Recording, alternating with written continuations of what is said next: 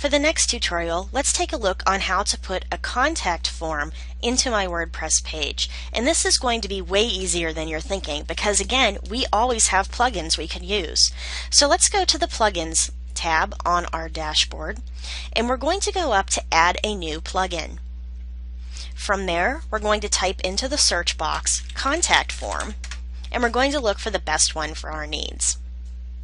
At the top, this shows us that we can do a contact form. This allows people to give us feedback easily, or we can post it to a page or one of our posts. As you can see, each of these has a rating, so we're looking for one that has a nice high rating out of all of these. So let's go ahead and take a look at this contact form manager. This has 4.5 stars, so let's go ahead and see how it works. I'm going to click on Install Now and click OK, and it installed it. And let's click on Activate Plugin. Once that's done, we've got our contact form manager right here. If you look here over on your dashboard now, we've got XYZ Contact, and they are the makers of the contact form manager. So let's click on that, and we can choose our settings. This will allow it to prevent auto removal of break and page tags. You can enable that or keep it disabled. You can enter a star symbol for mandatory form fields. I want to keep that enabled because I want to make sure that I get the information I need, and that can include their name, their email address, their address, their company, etc. If you want to credit the link to an author, if you want to send via SMTP, if you wanted to do an SMTP debug, a pagination limit of 20 pages, but you can either put this up or down. If you want to do a CAPTCHA key, and then you can click on Update Settings. So scrolling down, you can go into SMTP settings. Right now, we don't have an SMTP account, but we'll get into that later. Below that is our contact forms. This is our first form, and we can edit it or we can delete it. Let's go ahead and edit our first form. First, let's name it, and I'm going to put Contact. It's going to ask if we want boxes that say your name, and that will be text 1, your email, email 2, subject, which will be text 3, and message body, which is text 4. And you see these are numbered as they go down the page. And then up here we have the submission, which is 5. We can also add elements. So let's go ahead and click on Select Tag and decide if we want a text field, an email field, a drop-down menu, date, check boxes, which allow you to check more than one, radio buttons, which only allow you to choose one. If you choose a new one, it'll unchoose the last one, a place for them to upload files, a submit button, and a CAPTCHA. I'm going to go ahead and do a CAPTCHA because I know that spam is more likely to not be able to get through a CAPTCHA element. So I want to put a form element name, and I'm just going to put that as CAPTCHA, and I'm going to click on Get Code.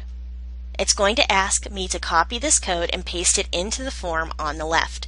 So I'm going to copy between the brackets and the brackets themselves, click Copy. I'm going to click here under the message body, and now you see it's given us a text box. I'm going to right click and hit Paste. Now here it gives us visuals, so you can actually change the format, the font, link, how you're going to set up your whole page, anything you could do on how to set up a regular page or a post. This allows you to do it either visually or through HTML. And scrolling down, it's going to ask you about the mail to site admin. Now let's say that I want to make this the admin at WordPress tutorialhub.com. You can also put a CC that it'll copy it to whatever email address you want. And then here you can see the from email, which is email-2, and up here the email-2 is their email address. The subject is text-3, which up here text-3 is the subject they'd put in, and so on. Here it allows us to choose if we want to do a mail content type of HTML or plain text.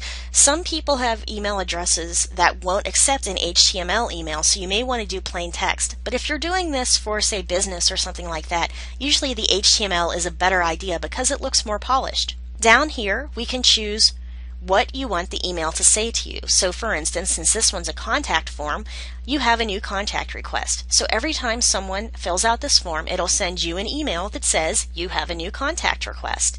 Again, you can change any of it visually or through HTML. And over here, it allows you to choose if you want a redirection link after they submit the form.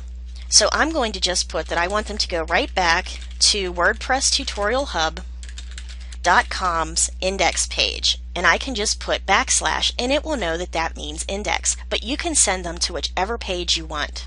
On the bottom, you can choose whether you want to send an auto reply to the sender, and this can be useful because they'll know if their email actually worked, going through to you or not. So you can disable or enable it. This will put in the sender's email, which is your email address, your name. It will send it to the email, which is email-to, sending it back to their from. Subject is 3. Again, if you want it HTML or plain text, you can choose what you want your reply to be. You can see this is very generic. Thank you for contacting us. Your email's been received and should be processed shortly. I'm going to take this Submit 5 and I'm going to move that down to the bottom because I think it's easier for it to be at the bottom of the page than at the top, frankly. So after HTML, I'm going to scroll down and I'm going to paste it in right there. Then I'm going to go down to the bottom and click Update. Now I'm going to go to my page. I'm going to click on Contact Me, and we're just going to fill out the form below and it'll get back to us. Copy my code between the colons, right click, then I'm going to go into my pages, and I've made a new page called Contact Me, and this is going to pop up on my list of pages. And I'm in HTML to make sure that this works correctly, and I typed in just fill out the form below and I'll get back to you ASAP. So I'm going to go ahead and paste that little quick form right into my page, click on Update, and I'm going to go into my page. You can see now my Contact Me shows up on my toolbar because I didn't tell it not to. I'm going to click on that, scroll down, and then here's my form. You're going to want to go in and make sure that it works by sending yourself a test email first.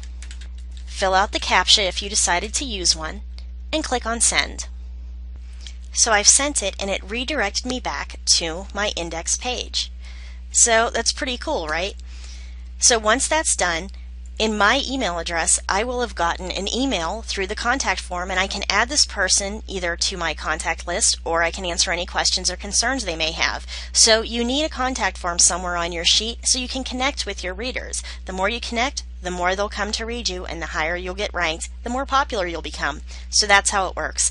Thanks for listening to this tutorial. I hope it helped you out, and I'll see you at the next one.